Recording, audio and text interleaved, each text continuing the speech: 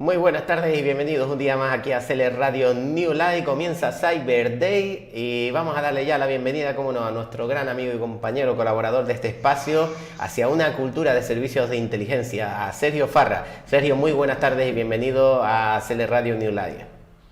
Hola, buenas tardes, aquí de Barcelona, Ciudad de la Condal. ¿Cómo estáis? Bueno, Sergio, aquí intentando recuperar esta garganta que no me deja. Sí, ¿no? Sí, pero bueno, poco a poco, a ver si nos vamos poniendo Y ya tanto que sí, al hombre. ritmo de siempre. Sergio, hoy nos traes un tema bastante interesante. Haznos un adelanto de qué tenemos hoy. Pues sí, hoy vamos a tratar el tema siempre de controversia, ¿no? Que es el comercio tanto de armas, ¿no? Tanto legales como ilegales, ¿no? Eso hemos de dejarlo claro, ¿no? Hay un comercio mundial de armas que es legal y otro que es ilegal, ¿no? Claro, si quieres te hago una breve introducción del tema. Sí, Por ejemplo, pues podríamos hablar de que la exportación de armas es un negocio multimillonario, como ningún otro. O sea, es un negocio que da muchísimo dinero, ¿no? Pero claro, la pregunta que se hacen los analistas, ¿en qué medida la exportación de armas tiene que ver más con ganancias que con la seguridad, ¿no? Es una pregunta que siempre queda abierta. Muchos son los que argumentan que el comercio de armas es esencial para la seguridad de los países en un mundo peligroso e incierto, ¿no? Una quinta parte de los niños del mundo viven ahora mismo en lugares en conflictos armados activos, ¿no? O, por ejemplo, podemos ver tristemente la guerra de Ucrania, ¿no? Mientras la guerra de Ucrania, como digo, sigue haciendo sus estragos, ¿no? La necesidad urgente de armas del país es innegable, ahora mismo en Ucrania.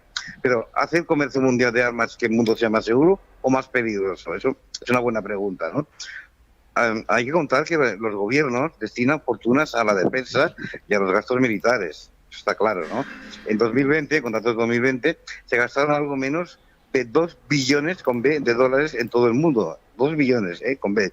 Sin embargo, no todos los países fabrican sus propias armas y tecnología militar. También no solo hablamos de armas, sino de tecnología militar, ¿no?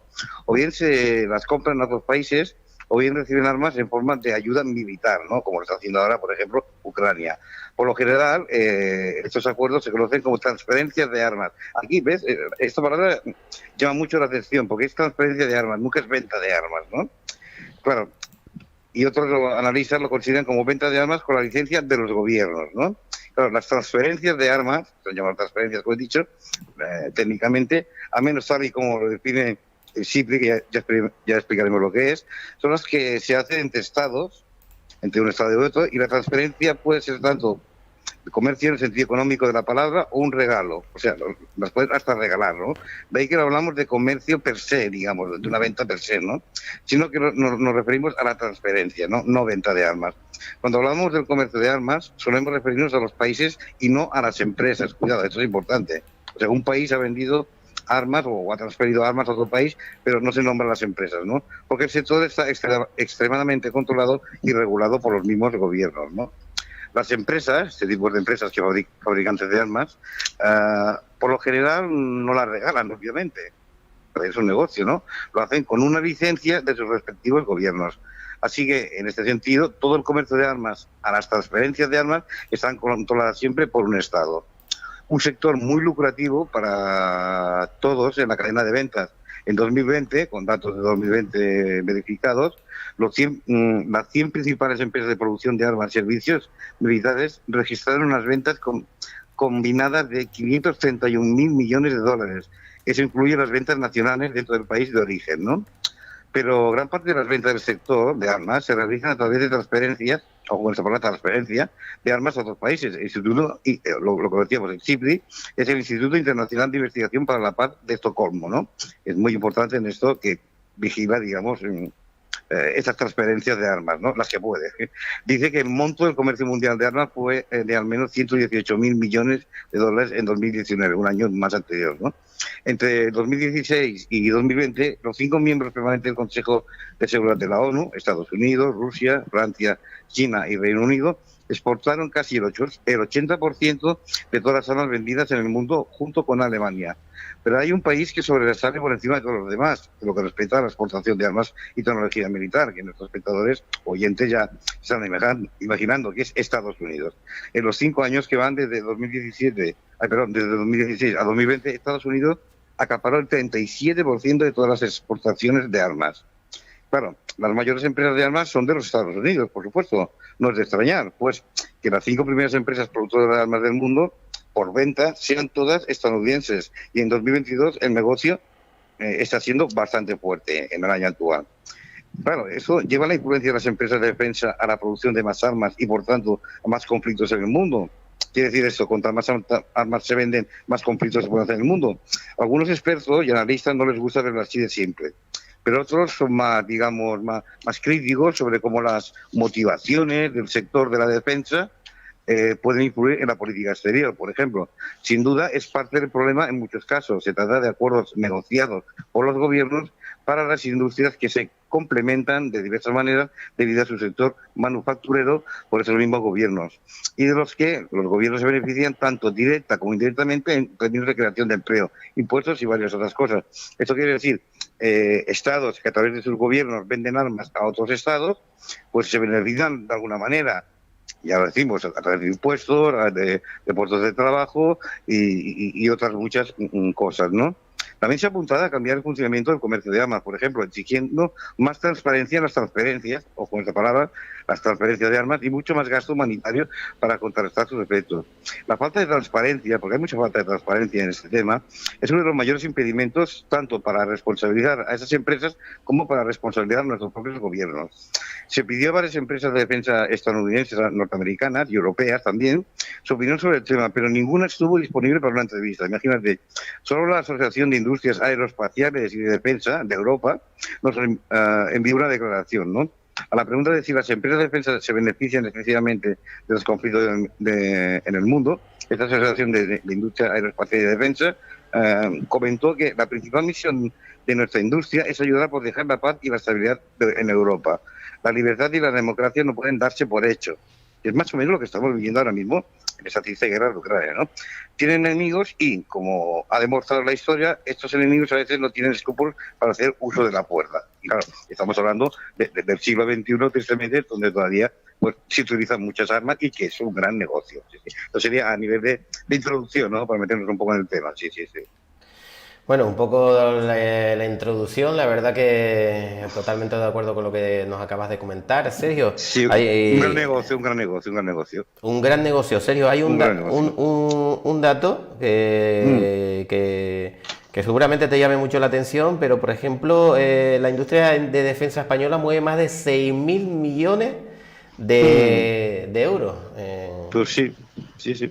Sí, sí, es un dato interesante porque es verdad que mueve, aquí en España, la industria de España factura, me parece, lo que tú has dicho, más de 6.000, yo tengo anotado aquí 6.654 millones de euros, al menos la cifra de ventas declarada en 2019, ¿no? Ya sabes que esto de las cifras para conseguir exactas han de pasar un par de años, un año directamente.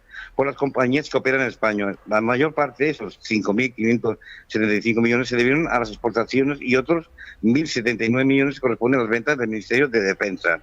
Se estima que en 2020 el 1,5% del Producto Interior Bruto se explica gracias a la existencia de esta industria y que la facturación consolidada representa el 6,8% del Producto Interior Bruto industrial. Aunque la industria española de la defensa ha evolucionado mucho en los últimos años, ¿no? Tiene un tejido productivo especialmente concentrado y lo que hemos dicho, la industria aeronáutica gana de calle la industria naval y la terrestre y de defensa, la industria aeronáutica, ¿no? O sea, vender aviones de combate, por ejemplo. El grupo Airbus, por ejemplo, facturaba hasta hace 2 años el 63% del total y alrededor de 19 compañías concentraban el 90% de todo el mercado. O sea, lo que es aeronáutica, aviación, se vende mucho. En los últimos años también se ha tenido una gran evolución en este tema. Por ejemplo, en el sector aeroespacial, no hay que perder de vista el sector aeroespacial. Se ha pasado de tener una única empresa a contar con un tejido muy consolidado y potente que aporta mucha tecnología en diversos campos, lo que hemos hablado antes, ¿no? Y en el sector naval, todas las compañías que se mueven alrededor, una empresa, os voy a decir ahora que suena mucho, que es Navantia, también están jugando un papel tecnológico muy importante a nivel internacional. No solo en la venta de armamentos, sino de un armamento muy, muy moderno y muy tecnológico, ¿no? Muy del siglo XXI. En el registro del Ministerio de Defensa español hay algo de más de 500 compañías inscritas y 354 declaran ventas en el sector de la defensa, bien mediante ventas directas e indirectas al departamento que dije la ministra, o a través de subcontrataciones o ventas internacionales de defensa. El resto de compañías realizan ventas en el ámbito civil, claro, pero se consideran potencialmente suministradores de productos para la defensa, ¿no? En el sector de la venta de armas lícitas, estamos hablando lícitas, se echa de menos la falta de planificación a largo plazo de los inversores y un presupuesto que no alcance ni lejos el compromiso del 2% del Producto Interior Bruto adquirido con la OTAN en la Cumbre de Gales en 2014. De hecho, solo superamos a Luxemburgo. Aunque la iniciativa privada es fundamental, el sector de la industria militar vive fundamentalmente de la colaboración público-privada, o sea, con grandes inversiones por parte de la Administración. Sin embargo, los retornos de las inversiones en el ámbito de la industria de la defensa, aseguran sus defensores, son mucho mayores que en otros sectores. ¿Qué fabrica y qué se exporta, ¿no? En España, por ejemplo, ¿qué se fabrica y qué se exporta? España cubre prácticamente todos los ámbitos de la industria militar, tanto, como hemos dicho, en el sector aeroespacial, que está subiendo bastante, la defensa terrestre o el sector naval. De las fábricas españolas salen blindados, carros de combate, fragatas, sobre todo por la parte de Galicia, empresas que hay ahí, fragatas o aviones, hasta todo tipo de proyectiles y materiales explosivos. Pero cada vez más se profundiza en el desarrollo tecnológico, como hemos dicho, software, comunicaciones, que muchas veces acaba transfiriéndose al ámbito civil. Entre otras cosas, la producción para los tres ejércitos se canaliza fundamentalmente a través de los programas espaciales de armamento, llamados PEA, ¿no? PEA. Destacan los contratos asociados al submarino, por ejemplo, S-80, al helicóptero NH-90, a los satélites Aspainsat y Star-EU, ¿no? Y las fragatas F-110, que en total suponen el 75% de las ventas. O sea, estamos hablando de venta de armamento militar, totalmente, ¿no? En el ámbito terrestre, el proyecto estrella es el nuevo vehículo de combate sobre ruedas VCR 8x8 Dragon, ¿no? Cuya fabricación se realiza en la fábrica de Santa Bárbara, los que entienden un poco de armas, Santa Bárbara, también hace pistolas y hace munición, es un sistema de la localidad asturiana de Turbia, ¿no? Para sustituir a los actuales blindados, el gobierno firmó un contrato con la sociedad Jet Defense que forman Santa Bárbara Sistemas, Indra, Sapa Placencia y Escribano para producir 348 unidades hasta el año 2027, por un importe cercano de 2.100 millones de euros. Estamos viendo que las armas las vende el Estado con licencia del Estado, pero siempre las fabrican empresas privadas que están asociadas al Estado, digamos, ¿no? En cuanto a las exportaciones de armas españolas, en el primer semestre de 2021 se alcanzaron 1.633 millones, un 37 más o menos por ciento más que el mismo periodo del año anterior. Así se recoge en el informe enviado al Congreso por la Secretaría de Estado de Comercio. El 69% está dirigido a socios de la OTAN y el resto se envía a 51 países. Fuera de la Alianza Atlántica, el mayor cliente sería Australia y después Arabia Saudí, ¿no? ¿Qué supone para el empleo en España todo esto? Pues todo el empleo que aporta la industria de defensa es de calidad y hay muy poco que no sea estable. Además, es de alta cualificación tanto a nivel de ingenieros como de operarios, ¿no? Asimismo, la industria de la defensa española presume de jugar un papel clave en la cohesión territorial. Zonas de Galicia, como te he dicho, así como Cartagena o Cádiz también, ¿no? Viven en buena medida de las masas de trabajadores de las factorías militares. Sin embargo, es difícil calcular cuántos empleos genera exactamente esta industria, dado que muchas de las empresas también se dedican a la industria civil, ¿no? La clave ahora es que España sea capaz de no perder el tren europeo, que se dice. Vamos a ver, todos los países fabrican armas, no trafican con ellas, se usa la transferencia que se dice, ¿no? Para eso intentan meter la cabeza en los grandes proyectos, pero para mantener una posición de liderazgo en Europa necesitamos en primer lugar ubicarnos en España fuertes. Para eso es necesario un aumento de la inversión de los presupuestos generales y un gran pacto de Estado de los grandes partidos, ¿no? Pero las organizaciones pacifistas critican que el gobierno de coalición de Pedro Sánchez no haya servido para detener el incremento de las inversiones. La llegada al gobierno, como digo, de Pedro Sánchez a Mariano Rajoy, primero en solitario, después de la moción de censura y después la coalición de Unidas Podemos, como sabemos, ha dado continuidad a esta inercia armamentística. O sea, va subiendo. Eso lo que quitan los periodistas muy importantes, ¿no?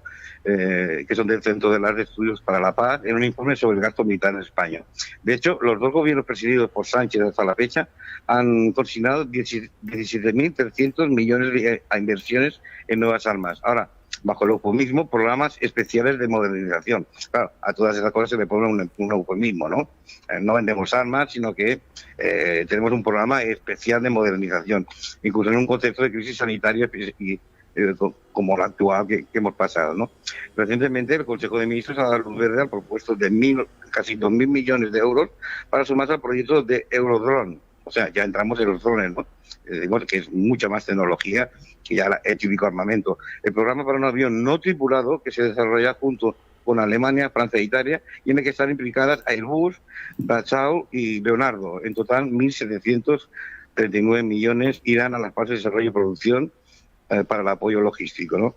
España también encuentra embarcada en el diseño futuro un avión de combate europeo, el futuro avión de combate Air System, junto a Francia y Alemania, ¿no? Es normal que estos cazabombarderos tan potentes se configuren entre varios países, ¿no? El programa está coordinado por Indra, otra empresa muy importante, y el gobierno español ha comprometido 2.500 millones hasta 2027, ¿no? O sea, como podemos ver, estamos hablando de un armamento, digamos, de guerra totalmente, ¿no? Estamos hablando de submarinos, de tanques y de cazabombarderos, que obviamente por eso no se encuentra aquello en un callejón, en un mercado negro, ¿no? Sino que tienen que intervenir gobiernos, estados y, bueno, ya verá a quién se los venden, ¿no? Sí. Increíble, esta primera parte de lo que nos estás comentando referente a las armas. Es que lo que yo veo, ¿no?, es que aparte es un negocio, o sea, hay mucha hipocresía, por decirlo de alguna manera, que se me disculpe la expresión, ¿no? Pero, a ver, casi todos los países del mundo que pueden fabricar armas y tienen empresas que fabrican armas, es un negocio muy lucrativo para sus estados y para las alcaldes de estado. Ahora, otra cosa, a ver, pues con qué baremos o con qué medidas pues se vende a otros países, y a qué países se les puede vender y a cuáles no, ¿no? Pero el negocio de las armas es un negocio muy lucrativo, sí. Oye, Sergio, bueno, los conflictos, sin duda, ¿quiénes son los países que más venden armas? Bueno, las ventas internacionales de armas, como he dicho, son un excelente barómetro de las crecientes tensiones en el mundo, ¿no? Exacto. Y no estaría, solo basta con los titulares de los periódicos, ¿no? Lo vamos leyendo y vemos que se venden armas por todo el mundo. Las tensiones en Asia, en gran parte impulsadas por el ascenso de China, como potencia regional, van en aumento. Ojo, que China es un gran productor de armas también, ¿eh? En Corea del Norte, mientras las condiciones de vida de los ciudadanos son realmente precarias, recuerdo que hicimos un programa sobre Corea del Norte, el gobierno anuncia programas de desarrollo de sofisticados sistemas de armamento, incluidos cohetes de largo alcance y bombas atómicas. O sea, mientras el pueblo casi se muere de hambre, ¿no?, el gobierno de Kim Jong-un, si no recuerdo mal, sí, la dinastía Kim, pues va invirtiendo en investigación sobre armas, ¿no? Por otro lado, Medio Oriente parece estar colapsado, Irak y Siria están en caos. Arabia Saudita invierte en una guerra en territorio yemení, y aunque ninguno de estos países está enfrentado entre sí en el mismo conflicto, todos están ansiosos por reforzar sus defensas. O sea, tienen como una obsesión de ir comprando armas, aunque no las utilicen, para tenerlas, ¿no? Claro, hay un volumen de transferencia internacional del 14%, podemos decir. Claro, y como hemos dicho antes, ¿quiénes son los principales exportadores de armas? 58% provienen solo de Estados Unidos y Rusia. Importante Rusia. Y Rusia tiene mucho armamento, a ver, ¿no? Estamos diciendo, bueno, estamos viendo por los medios que Ucrania pide ayuda, que se le envíe sobre todo armas, pero es que Rusia tiene mucho armamento. Por ejemplo, incluso en Europa, quizás disfrutó algo de un dividendo de la paz, tras el fin de la Guerra Fría, que lo hemos hablado casi siempre. El comportamiento de Rusia en los últimos tiempos ha llevado a un lento aumento en el gasto militar. Sin embargo, ese fenómeno quizás es muy reciente para entrar en la estadística, ¿no? Pues, todo esto es muy reciente. Estados Unidos se mantiene como el principal proveedor de armas en el mundo por un margen bien significativo. Acumula el 33% de las ventas. Sus principales clientes son Arabia Saudita, Emiratos Árabes Unidos y Turquía. Y claro, ¿a qué países vende más armas Estados Unidos? Y Rusia. Rusia, antes de la guerra, era el segundo proveedor con un 25% de las ventas, siendo sus principales clientes India y China, ¿no? El factor China, que es muy, muy importante, el factor chino. China también se encamina bastante a convertirse en un vendedor de armas de primer orden. Aunque dice que es de más baja calidad, pero bueno, se encamina a convertirse, ya te digo, en un buen vendedor de armas en todo el mundo. De hecho, se señala que el gigante asiático ha superado a Francia y a Alemania en el tercer lugar en la lista de los mayores proveedores de armas en el mercado mundial. Contabiliza poco menos del 6% de las ventas, con Pakistán como su principal cliente. Vamos viendo cómo entran diferentes actores, ¿no?, de países en ese escenario mundial, ¿no? El rol de China como exportador de armas refleja la creciente sofisticación de su propia industria armamentística. Perdón, una consecuencia de sus crecientes ambiciones militares. O sea, que los chinos, lo que les interesa siempre es vender, y hemos hablado muchas veces que a China pues no le interesa esta guerra que está sucediendo ahora entre Rusia y Ucrania, ¿no? Pues, la cuestión de China es vender y vender, ¿no? Claro, pero entre los números globales está el hecho de que el ascenso de China ofrece una fuente adicional de suministro de armamento que por mucho tiempo fue exclusividad de las naciones occidentales, sobre todo, como hemos dicho, Estados Unidos, ¿no? Claro, la exportación de aviones no tripulados o drones, que pronto ya están sustituyendo al típico cazabombardero, es un buen ejemplo de ello. Nigeria cuenta, por ejemplo, con un vehículo aéreo armado no tripulado suministrado por China, o sea, un país como Nigeria, ¿no? Parece que los días en los que Pekín simplemente exportaba versiones baratas de armamento ruso han terminado, o sea, como digo, China siempre ha sido un poco criticada porque vendía una calidad pues muy básica o de baja calidad, pero últimamente están aumentando en su calidad el fabricamiento armamentístico. No obstante, el hecho de que China se mantenga como uno de los principales importadores de armas sofisticadas demuestra que todavía tiene así un largo camino por delante para desarrollar sistemas de armas más avanzados. China se ha convertido en el tercer vendedor de armas en el mundo, es el tercero en la lista, pero hay que reconocer que el ritmo de su desarrollo es notable, sigue desarrollándose a la alza, ¿no? Tanto las ventas de Francia, que también es muy importante, es un Estado francés, vende muchas armas en el mundo, tanto las ventas de Francia como las de Alemania han caído en los últimos 5 años, aunque las del Reino Unido, que ocupa la sexta posición, aumentaron cerca del 25%. En esta orilla de la demanda de los principales importadores de armas están India, Arabia Saudita, China, los Emiratos Árabes Unidos y Australia. También decir que si vemos, Australia siempre nos sale, ¿no? En Australia llegan bastantes armas, de una manera, digamos, lícita, ¿no? Países que en conjunto acumulaban el 34% de todas las importaciones de armas. Ese dato ilustra una vez más que Asia y el Medio Oriente rearmarse está a la orden del día. O sea, hay una obsesión por rearmarse, aunque no estén en conflicto, pero bueno, por si acaso, pues ellos van comprando armas, ¿no? Sí, es una cosa muy curiosa. Después podemos hablar de Turquía, Canadá, Australia, Brasil, Italia. O sea, son muchos los países o los estados que se dedican a la venta de armas. De alguna manera se puede decir legal, como hemos dicho, ellos le llaman transferencias en los de sus legalismos. También Corea del Sur, Japón, Alemania, como hemos dicho, Reino Unido, y Rusia, Francia, y sobre todo, pues la que lidera todo esto, como hemos dicho, es Estados Unidos, ¿no? Que es la que tiene, digamos, de momento el mayor, digamos, nivel de venta de armas en todo el mundo. Sí. Oye, aquí podríamos hablar del señor de la guerra, ¿no? La verdadera historia del traficante de la muerte. Un personaje que fue real como la vida misma, ¿eh?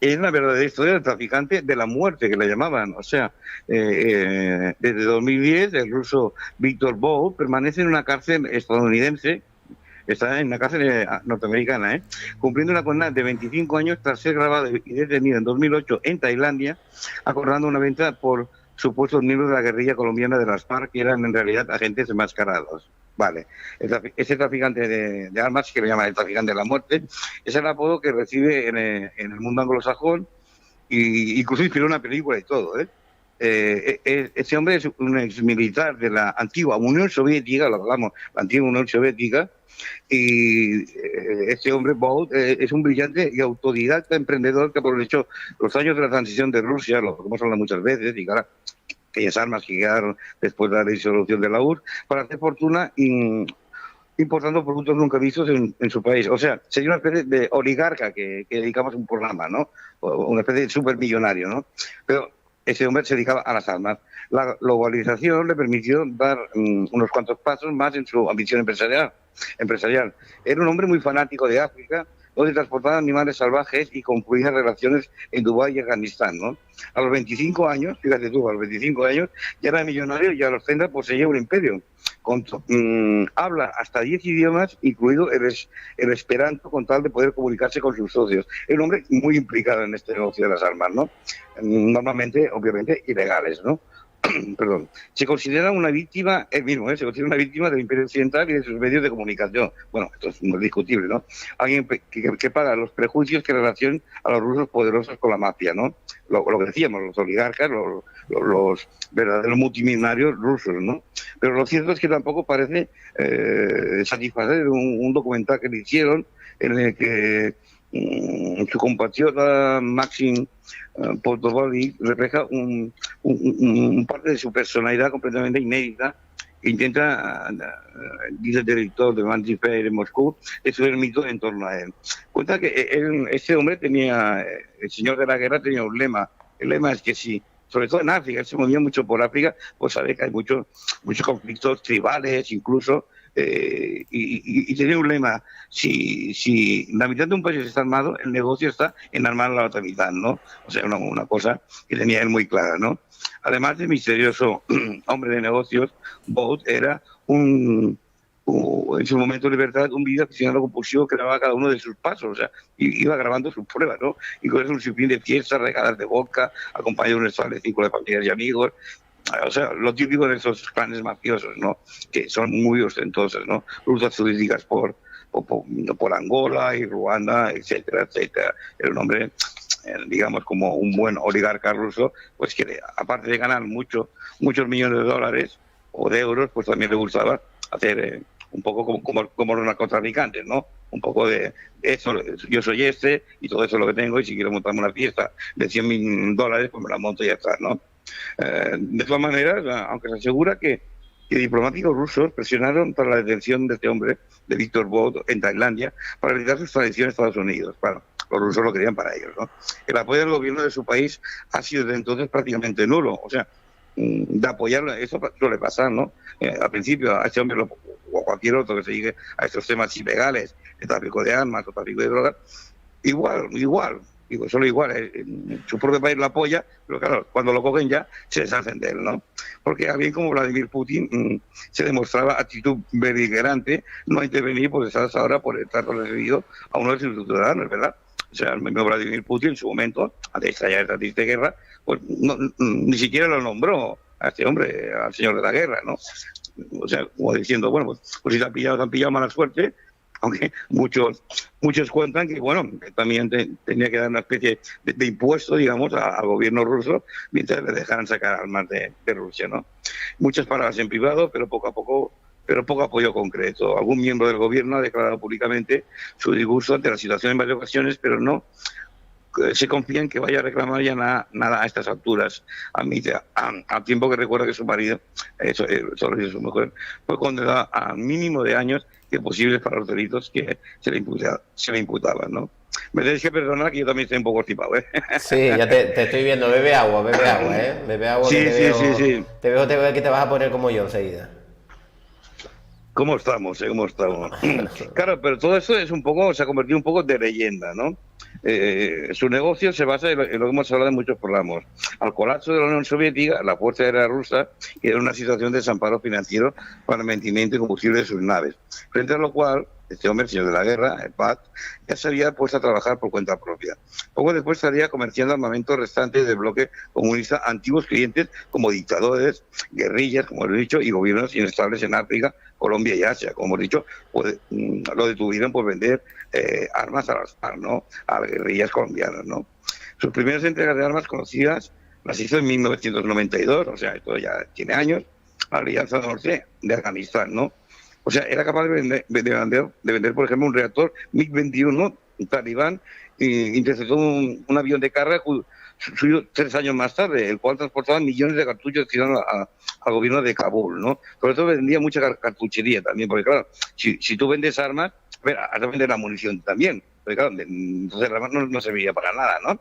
La tripulación fue hecha prisionera hasta una fuga un año después a bordo de un avión que despegó desde Kandahar, ¿no? Pakistán, Arabia Saudita y Emiratos Árabes Unidos fueron los únicos países en reconocer al gobierno talibán una vez que subió al poder. Y fue en este último, precisamente, en el Emirato de Sanad, donde Badi hizo su principal base para comerciar con él. O sea, este hombre llegó a esos países con grandes conflictos, pues como dijimos, yihadistas, etcétera, etcétera, pues pagando aquello que dice San Pedro Canta, pues les daba supongo que vale $1.000.000, unos cuantos, para poder montar su base de operaciones, ¿no? Documentos encontrados en Kabul demuestran que a partir de 1998, o sea, hablamos de años, este hombre ha traficado durante muchos años. El gobierno afgano pagó $50 millones en total por material bélico. Y según Washington, también drogas y milicianos. O sea, donde van armas normalmente también son a haber drogas, narcotráfico. Mientras tanto, había expandido desde hacía tiempo su negocio en África. Como digo, África tenía no voy a decir un gran amor, sino un gran interés comercial en África, ¿no? Donde estableció estrechas relaciones con el dictador liberiano y el dictador Mobutu Sese, actual de la República Democrática del Congo, ¿no? Claro, son países con muchos conflictos bélicos, con muchos conflictos también tribales y guerras civiles, y claro, para ese hombre era un negocio, ¿no? O sea, él enviaba, como hemos explicado, una serie de aviones grandiosos de esos tipo Tupolev, que caben toneladas de material, pero es que lo cargaba de armamento, o sea, desde AK-47 Kalashnikov hasta algún que otro helicóptero, o sea, encontré, echando para atrás, lo hemos explicado en muchos programas, la resolución de la URSS, claro, todas aquellas bases militares, se queda un soldado ahí vigilando el material y hace un poco como el tema de Pablo Escobar, ¿no? Pues van para allá y dicen, oye, o plata o plomo, ¿no? O nos dejas coger las armas, te damos, yo qué sé, $50.000 o mira, te liquidamos y la cogemos igual, ¿no? O sea que, sí, este hombre ha hecho mucho. Incluso le llegaron a llamar Bat el intocable, o sea, la personalidad de Víctor Bat ha contribuido a su éxito. Se dice que es un hombre educado, inteligente, ambicioso, pero prudente y modesto. Cuidado, en este oficio de ser traficante, eso puede ser una cualidad. Sobre todo no se le conoce inclinación política y su falta de escrúpulos en este sentido, lo que seguramente más ha jugado a su favor. Estoy hablando de su personalidad. Al mismo tiempo que prohibía a su amigo Ahmad Saad Massoud, líder de la Alianza del Norte afgano, vendía su mercancía a los talibanes. Su flota voló al mismo tiempo para el gobierno de Angola y para la rebelión de la UNITA 6 en el gobierno de Angola, como digo. Un avión suyo rescató a Joseph Mabutu sobre Sese Seko, que era el presidente del sitiamiento, en el que lo tenían los rebeldes a quien lo había vendido armas. Colaboró con Cher Saylor, las FARC colombianas, como digamos, y Gaddafi también. Se imagina, este hombre tenía un entelado por todo el mundo, que desde Gaddafi a las FARC colombianas, pasando por África y pasando por el Oriente Medio, ¿no? Claro, ya como se le conocen negocios de otra índole, como el transporte en 1993 de fuerzas de paz de la ONU belgas a Somalia en el marco de la operación Devolver la Esperanza, entre comillas. Hago el traslado en 1994 de 2.500 soldados franceses a Ruanda para frenar la matanza que allí había, o el de negociadores de paz en Filipinas. Lo que hemos dicho, ¿no? O sea, era un hombre que él considera, y su lema, y es que lo lleva a pies juntillas, ¿no? Que si medio país está armado, el negocio está armado, el negocio está en armar al otro medio país, ¿no? Incluso se vinculó con Al-Qaeda, con la Abu Sayyaf, tenía rehenes, además de enviar suministros al Programa Mundial de Alimentos de África y de materiales humanitarios a Sri Lanka en 2004. Ya hemos dicho que a veces se fundan ONGs que son falsas, con falsos intereses, igual, pues dicen, aquí en este contenedor va alimentos para la ayuda humanitaria. Igual abres el contenedor y está lleno de AK-47, Kalashnikov, como te llamo, o cualquier tipo de armamento, ¿no? Participó en varias misiones para las Naciones Unidas. Es curioso, ¿no? Participa este hombre para misiones de las Naciones Unidas en los mismos lugares en catástrofe producto de la venta de armas, tanto en las zonas de Afganistán como de Irak, donde prestó sus servicios para los Estados Unidos e Inglaterra. Es lo que decimos, ¿no? Era una especie de contratista, que también hicimos un programa sobre esto de los nuevos mercenarios del siglo XXI, pero aunque estamos hablando también del siglo pasado, y ese hombre, el señor de la guerra, pues a veces se ve que colabora con ciertos gobiernos y estados, como por ejemplo Estados Unidos y Inglaterra, ¿no? Una especie que lo contrataron a él para hacer una venta de armas, ¿no? Es por la última razón que ha permanecido inmune ante el proyecto de resolución dictado por la ONU en 2004, consciente en congelar los bienes y las mercancías de quienes habían apoyado también al depuesto dictador de Liberia, Charles Taylor. También por eso el gobierno británico, a petición del estadounidense, excluyó a este hombre, a Víctor Bad, de su lista negra ese mismo año, luego de que 4 años antes Peter Hain, entonces a cargo de una oficina importante en África sobre el momento, el mayor obstáculo hasta para el embargo de armas en Angola y en Sierra Leona, otro país que también están tristemente siempre en conflicto, ¿no? Como muchos países de África. Este hombre ha violado además embargos de armas en Liberia y la República Democrática del Congo. La Interpol emitió una alerta roja solicitando su detención, aún sin pruebas contundentes, pese a las presiones y la persecución en su contra. Sus negocios se mantienen dentro de una laguna legal que la jurisprudencia internacional no puede prohibir. Vamos a ver, lo que quiero decir con todo esto es que donde no pueden llegar los estados, lo que se explica al principio, esa transferencia de armas, esa venta de armas legal, pues igual se recurría a este hombre o él mismo que la podía ganar dinero y las vendía no de una manera legal, sino de una manera ilegal. O sea, que si tienes muchos millones de dólares y tienes poder dentro del gobierno de tu estado, sea democrático o no, normalmente en África no son estados democráticos, pues podían llegar a este hombre, al señor de la guerra, que si, por ejemplo, la industria armamentística norteamericana o francesa o alemana no te quería vender una serie de armas, pues podrías, como último recurso, contactar con este hombre, con Víctor, pues él te las vendía. Sí. Eso sí, de una manera ilegal, ¿no? Pero las armas llevan igual, sí.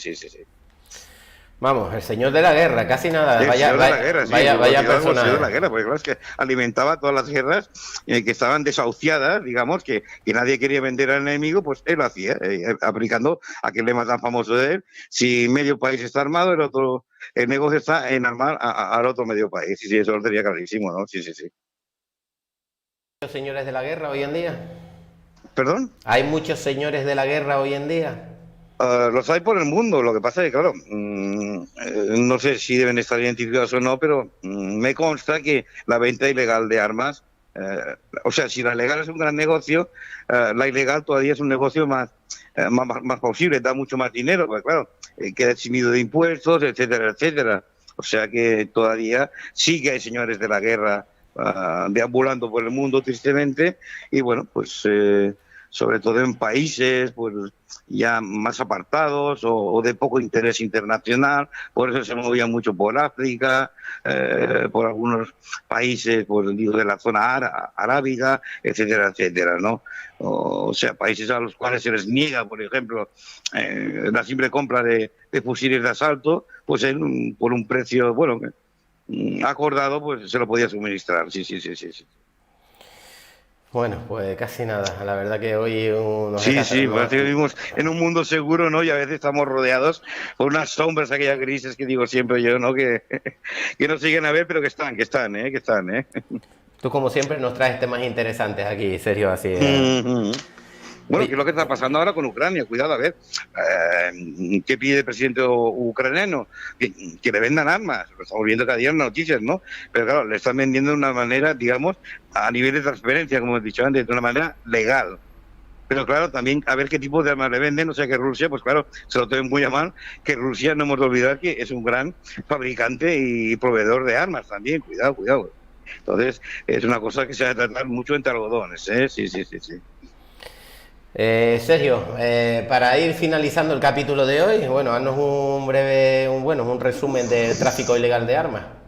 Sí, pues mira, la OTAN, por ejemplo, que todos sabemos lo que es la OTAN, estableció un pacto de defensa colectiva entre los Estados Unidos y las naciones de Europa Occidental.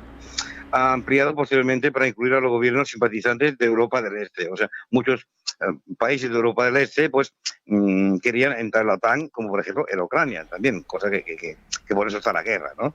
Entre otras cosas. En virtud del cual todos los miembros acordaron acudir en ayuda de cualquier miembro que se convirtiera en blanco de hostilidades militares.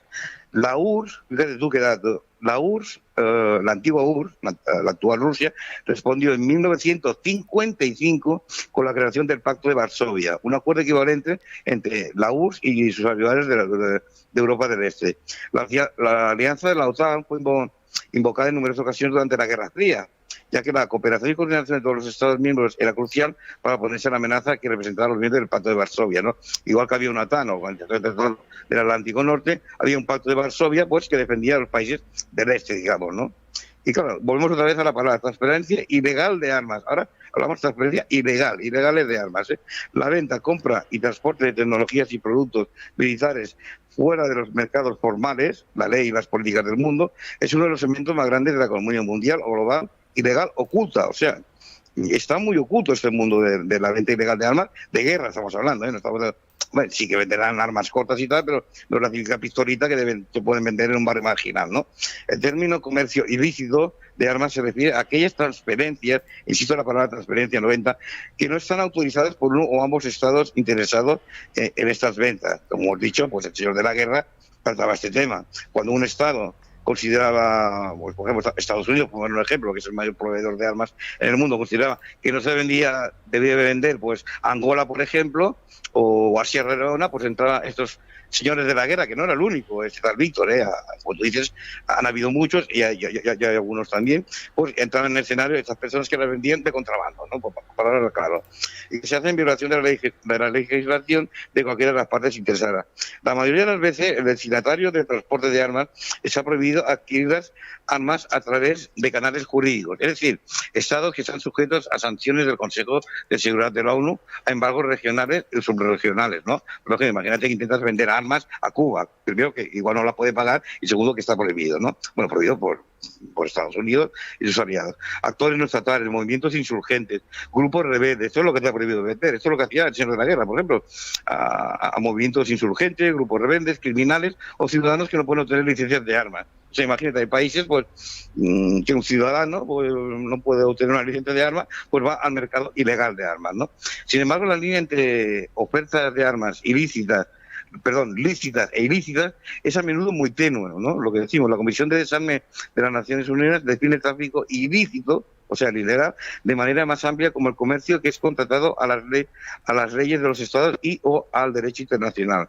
Estudios recientes sugieren que los mercados legales e ilegales están muy vinculados. O sea, las redes de comercio ilícito de armas a menudo implican compras de armas legales o transferencias que posteriormente se desvían a receptores no autorizados o se filtran de instalaciones de almacenamiento de armas. O sea, se puede hacer una venta legal, una transferencia legal a un país X, por ejemplo, y ese mismo país X después pues coger pues ese 25% de lo que ha comprado legalmente y venderlo ilegalmente a un tercer país, ¿no? Eso es lo que quiero decir, ¿no? El contrabando de armas es posible gracias a instituciones, no nos engañemos, e individuos que no forman parte de una organización criminal. O sea, para hablar de gente de algunos gobiernos, como los departamentos de defensa nacional, otras agencias de seguridad, bancos, sobre todo bancos y traficantes de armas legítimos. Hay muchos bancos, pues, que, bueno, que igual que limpian el dinero de la droga, pues también limpian el dinero de los traficantes de armas legítimos, ¿no? Ilegítimos, perdón. Esas transferencias implican transacciones económicas, pero a menudo son transacciones regidas por más que las fuerzas del mercado. Los estados y los individuos se transfieren armas el uno al otro por una variedad de razones estratégicas, políticas y económicas.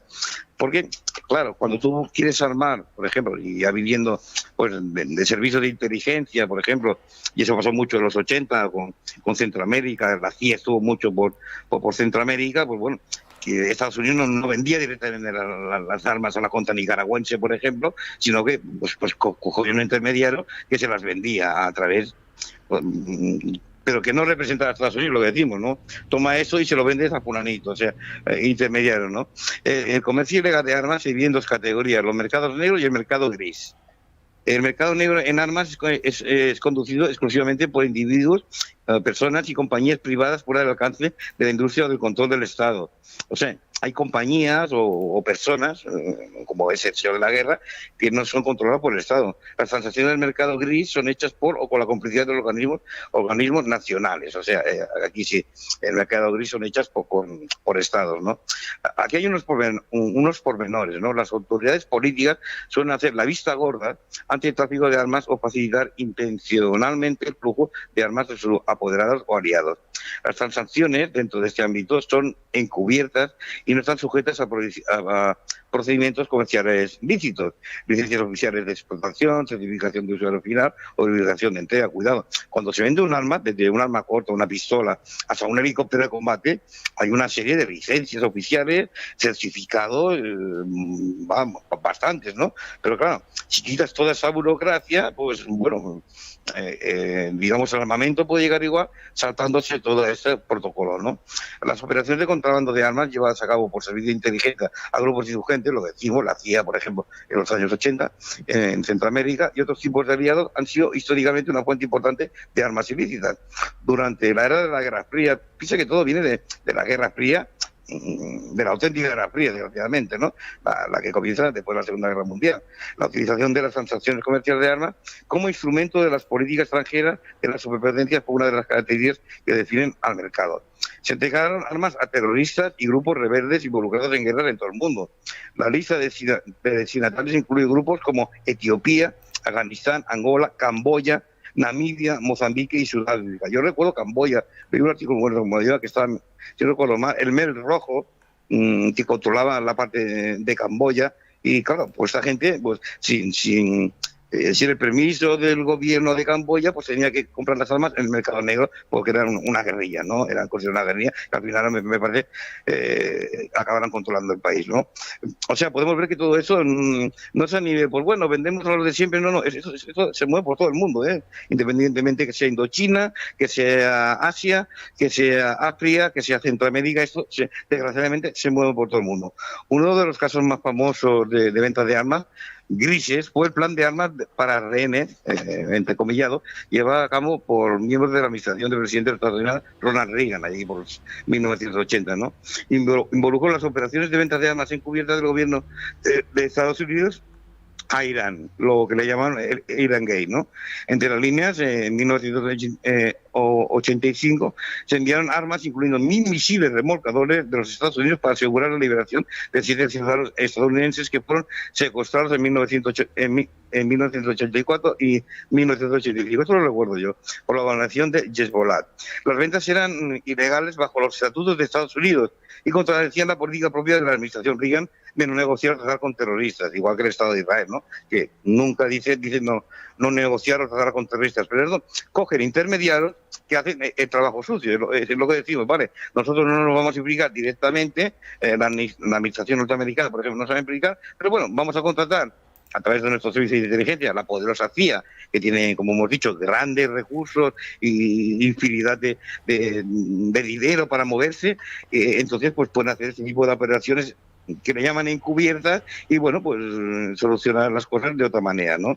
También hay otros elementos, además las ganancias de las ventas fueron desviadas ilegalmente a contragrupos para finalizar su insurgencia contra un régimen socialista en Nicaragua. Hemos de recordar también que esto nos vamos bastante a los 80, ¿no? El escándalo se conoció como el asunto Irán-Contra, como digo, durante la época de 1980, las agencias de gobierno de Estados Unidos suministran armas a guerrilleros en Afganistán, Angola y Centroamérica. Digo esto de 1980 porque ahí, en aquellos años, ya se producía un cambio bastante fuerte en el mundo. O sea, lo que estamos viendo ahora, o sea, todo tiene una especie de génesis, ¿no? Decimos, ¿por qué está el mundo en el año 2022 que estamos? La gente se pregunta, ¿por qué están los precios tan caros? ¿Por qué está el mundo así, de esta manera? Estamos en guerra también, si tenemos tecnología para vivir súper bien. Pero claro, es que muchas cosas ya se germinaron en el pasado. O sea, ya vienen del pasado. Y eso ha ido evolucionando. Y, por ejemplo, el negocio de armas, como el narcotráfico, es un negocio, como he dicho al principio, muy lucrativo. Y parece que es muy difícil de tener este negocio, tanto legal como ilegal. A ver, legal, pues puede intervenir más, por ejemplo, el Consejo de Administración de la ONU, por supuesto, pero ya el ilegal, pues claro, ya es una venta de armas a nivel muy delincuencial, digamos. Entonces, pues aquí ya, por mucho que diga la ONU, si un traficante de armas quiere vender, pues arriesgará y intentará la operación, ¿no? Con el final de la Guerra Fría, lo que digo siempre, y del problema de la Unión Soviética, las cantidades masivas de armas llegaron a estar cada vez más disponibles a través de diversos mercados regionales. Esto es un clásico. Monitoreo ineficaz, los controles de exportación y la corrupción oficial dejaron reservas disponibles para los comerciantes de armas individuales. Tú cuenta que cuando se disuelve la URSS, después de que el señor Gorbachev y Boris Yeltsin, antes de entrar el señor Putin, claro, de un día para otro se disuelve la URSS y, por ejemplo, un coronel soviético encargado de una base militar dice, bueno, ¿y ahora qué hago yo?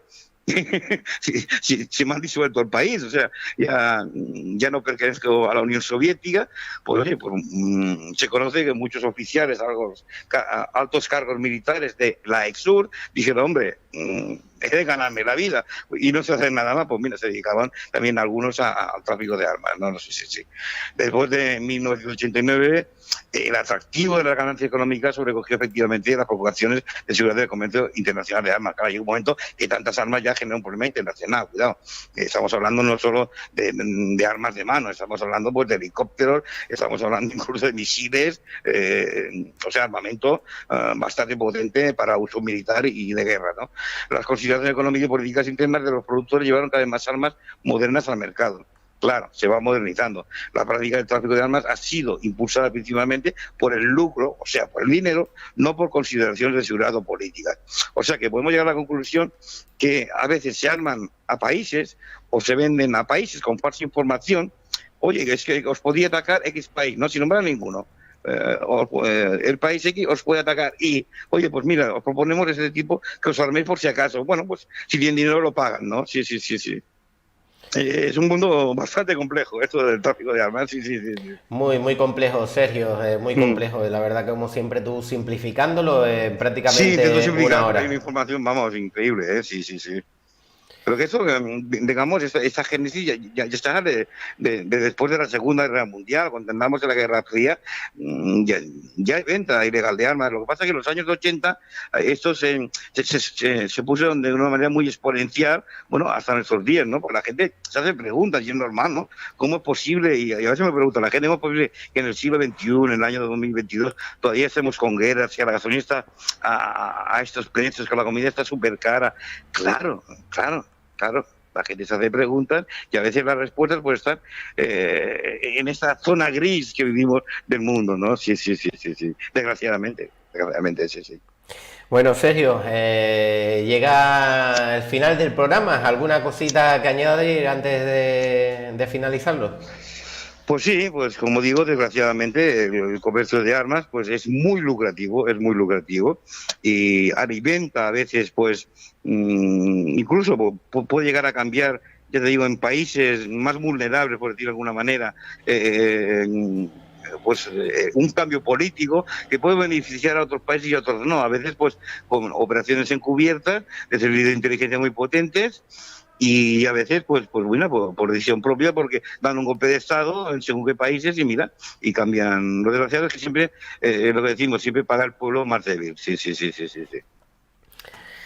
Bueno, pues... También entramos en el comercio ilegal de diamantes, los traficantes de armas privados y los mercenarios, los traficantes de drogas, también se pagan mucho con diamantes, es un truco que se hace bastante, ¿no? En vez de decir dólares o euros, lo que sea, pues se pagan con diamantes, ¿no? Con diamantes como el oro, que bueno, lo puedes comprar y vender pues, en cualquier parte del mundo, ¿no? Sí. Bueno, Sergio, finalizamos el programa de hoy. Esperamos ya la próxima semana ya tener algunos de los cambios que llevamos anunciando hace 2 semanas, pero que bueno, que no hemos podido. Pues no nos ha dejado el mal tiempo, vamos a decirlo así. Sí. A mí me tiene la garganta y cuídate tú la garganta, que te la noto... Sí, que también la tengo pillada porque ahí Barcelona hace una calor terrible, ¿eh? Esos cambios térmicos a mí me dan muy mal, ¿eh? Sí, pues yo estoy igual, a ver si ya mañana puedo mejorar y estamos ya más operativos. Sergio, próxima semana, ¿qué nos tienes algo ya pensado? Sí, pues yo había pensado, pues ya tiene un poco más de espionaje clásico, que gusta mucho a nuestros espectadores. ¿Y qué te parece si hablamos de la Stasi, la policía secreta alemana, la Alemania Oriental? Me parece genial, un buen tema. Pero bien a fondo, bien a fondo. Bueno, bien a fondo, ya me entiendes, ¿no? Sí. Siempre de puertas abiertas, cuidado. Sí. Pero que fue muy importante en la época, digamos, yo te digo, de la Guerra Fría de aquel entonces, ¿no? Sí.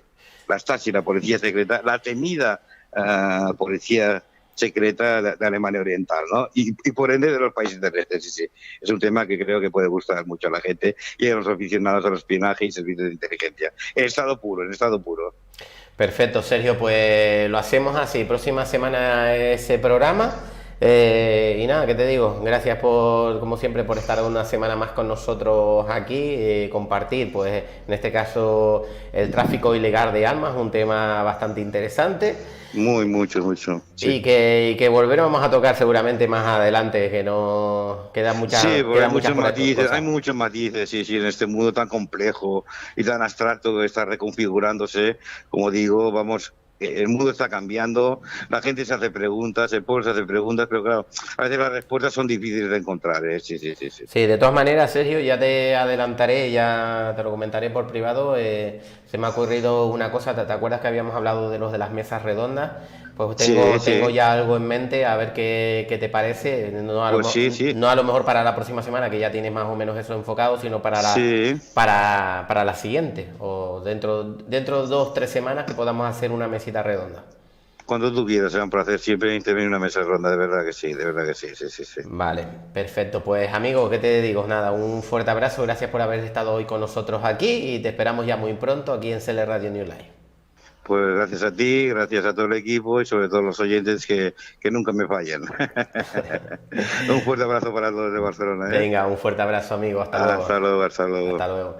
Bueno, como siempre, todas las semanas aquí en Cyber Day, Sergio Farra, gran experto en servicios de inteligencia y sin duda en este programa que intentamos pues acercar temas interesantes y en este tema de hoy, pues bueno, el tráfico ilegal de armas. Esperamos que les haya gustado.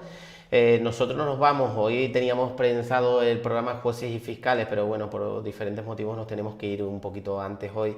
Así que nada, ya lo recuperaremos la próxima semana que tendremos al juez Mateo aquí con nosotros que tiene que tocar unos temas muy interesantes. Mañana les recuerdo, mañana tenemos asesinos en serie a las 5 de la tarde, tenemos seguridad privada y seguridad y emergencia con un montón de invitados nuevos. Así que nada, les deseamos nosotros muy buenas noches y nos vemos mañana aquí en CL Radio New Life. Hasta luego.